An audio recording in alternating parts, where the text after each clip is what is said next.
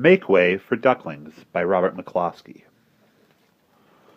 This book was written in 1941, 41 years before I was born, 8 years before my mom was born. Mr. and Mrs. Mallard were looking for a place to live, but every time Mr. Mallard saw what looked like a nice place, Mrs. Mallard said it was no good. There were sure to be foxes in the woods or turtles in the water, and she was not going to raise a family where there might be foxes or turtles, so they flew on and on. Here is Mr. Mallard, here is Mrs. Mallard,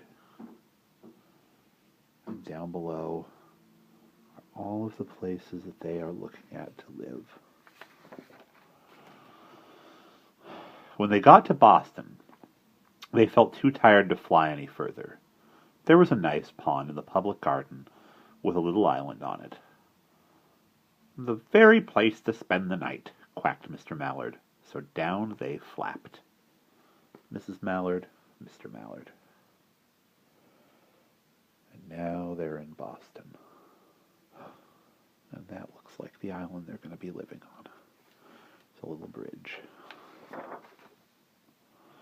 Next morning, they fished for their breakfast in the mud at the bottom of the pond. But they didn't find much.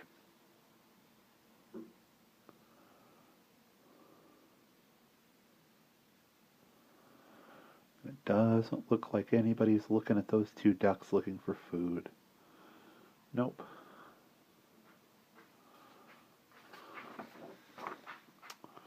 Just as they were getting ready to start on their way, a strange, enormous bird came by. It was pushing a boat full of people, and there was a man sitting on its back. "Good morning," quacked Mr. Mallard, being polite. The big bird was too proud to answer, but the people on the boat threw peanuts into the water, so the Mallards followed them all round the pond and got another breakfast, better than the first. And they're looking at that swan boat, and those kids are sure excited about those ducks getting their peanuts out. And there's Mr. Mallard quacking, "Good morning." But of course it isn't a real swan. He's the guy operating the boat inside of it, paying attention to where he's going, not to what the ducks are doing.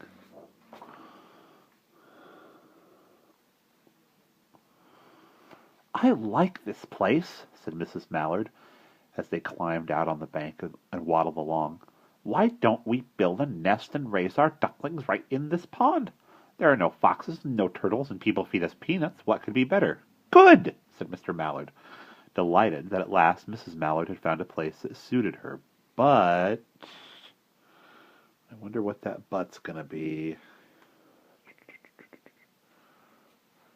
There's the ducks talking.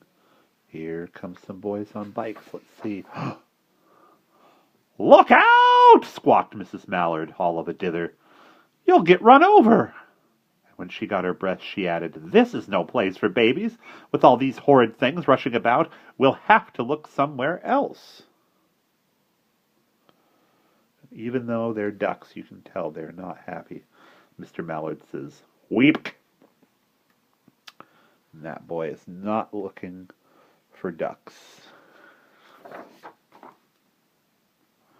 So they flew over Beacon Hill and round the State House, but there was no place there.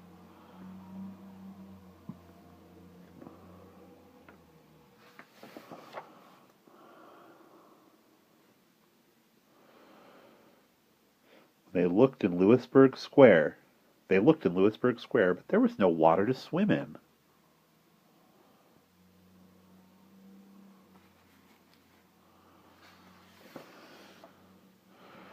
Then they flew over the Charles River.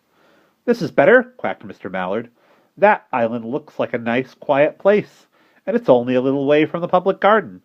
"Yes," said Mrs. Mallard, remembering the peanuts. "That looks like just the right place to hatch ducklings."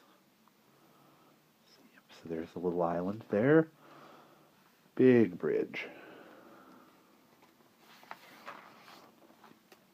So they chose a cozy spot among the bushes near the water and settled down to build their nest. And only just in time, for now they were beginning to molt. All their old wing feathers started to drop out, and they would not be able to fly again until the new ones grew in. So they are stuck. There's Mrs. Mallard in her nest. Mr. Mallard looking for food.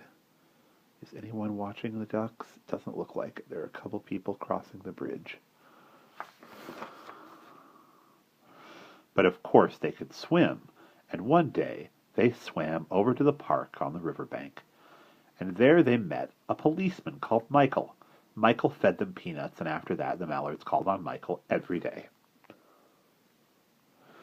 There they are, eating their peanuts and looking up at Michael the policeman.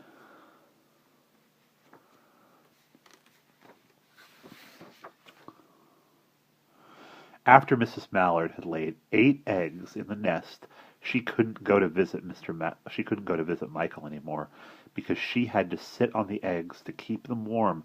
She moved off the nest only to get a drink of water or to have her lunch or to count the eggs and make sure they were all there. And there she is counting the eggs. 1, 2, 3, 4, 5, 6, 7, 8.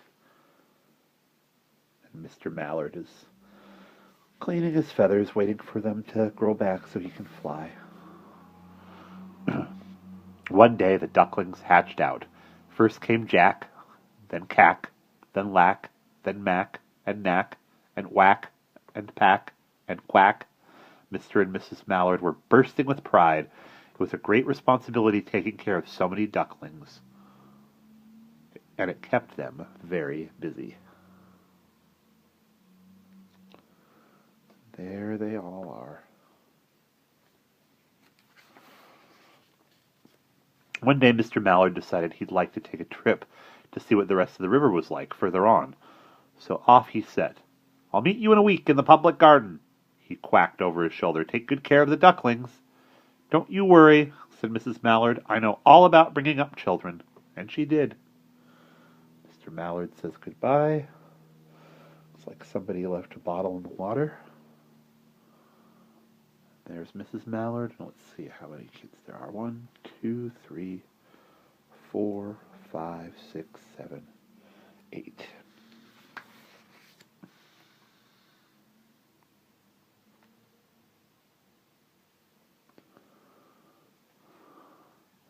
She taught them how to swim and dive.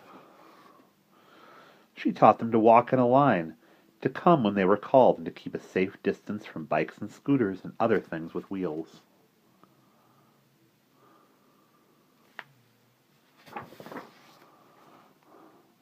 When at last she felt perfectly satisfied with them, she said one morning, "Come along, children, follow me."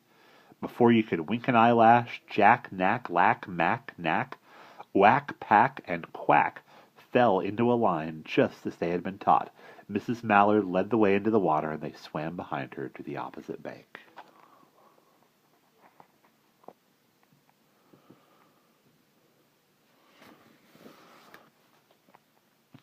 There they waded ashore and waddled along until they came to the highway. 1, 2, 3, 4, 5, 6, 7, 8, and Mrs. Mallard. Now it's time for them to cross the street. What's going to happen? Mrs. Mallard stepped out to cross the road. Honk, honk, went the horns of the speeding cars.